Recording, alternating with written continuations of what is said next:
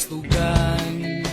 Hindi malilimutan ang asaran na merong pikunan, lalo na rin ang unang niligawan, unang kabiguan.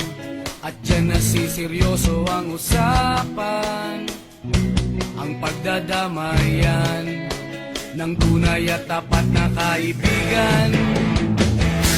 Kung mga buwan,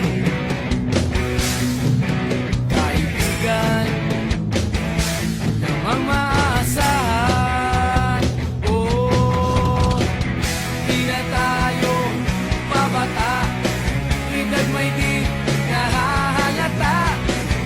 Sa mga trip unti-unti na tayo nagsasawa.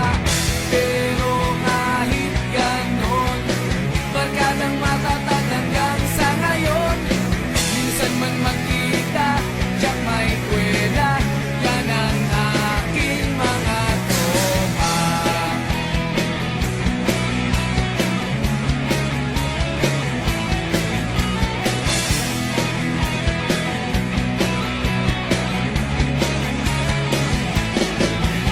Inuman na pang magdamagan, minsan inaabot pa ng ayaan, na kung saan-saan, na para bang walang kinabukasan at kahantungan.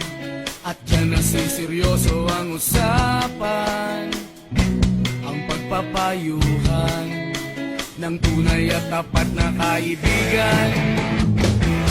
Kung mga baliw